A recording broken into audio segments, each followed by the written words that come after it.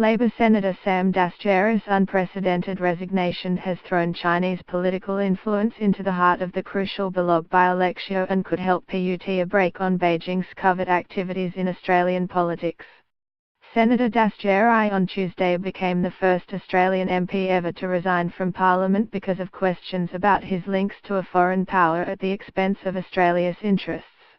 Just a few days out from the Bennelong poll, which will be critical to Prime Minister Malcolm Turnbull's future, both major parties signalled they would hammer the issue.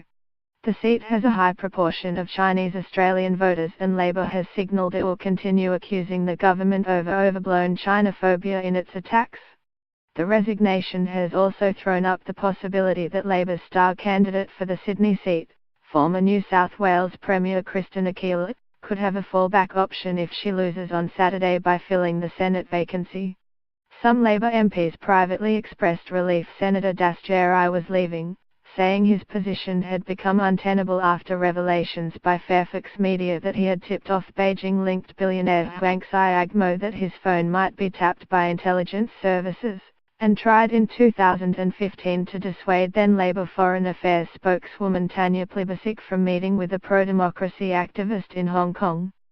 Senator Dastyari read out a statement without taking questions, saying that reflecting on the events which led to my decision, I leave knowing that I have always honoured my parliamentary oath, I have always acted with integrity, and I remain a loyal, patriotic Australian. Opposition leader Bill Shorten praised Senator Dastyari as a decent man and loyal Australian, but said he had shown very poor judgment and demanded the government move on from the issue. Standing next to Ms. Keeley in Bennelong, Mr. Shorten said the government needed to use this opportunity to drop their Chinophobic attacks and get on the issues affecting everyday Australians. Ms. Keeley's campaign is expected to continue to press the Chinophobia message this week. People in the Chinese community are alive to the fact that this sort of stuff appeals to an element of the Prime Minister's conservative base, who he needs to keep happy, but they don't like it at all, one Labour insider said. As the clear focus of the government's efforts to tackle foreign interference, Beijing has reacted angrily to some of the Turnbull government's language and Australian media coverage. But Foreign Minister Julie Bishop, appearing with Liberal candidate John Alexander, who had to resign because he has British citizenship, dismissed suggestions the debate was harming Chinese-Australian relations. The issue isn't about the Chinese people in Bennelong. What we were talking with the Sam Dastyari matter is about his personal behaviour and his inability to put Australian interests first, she said.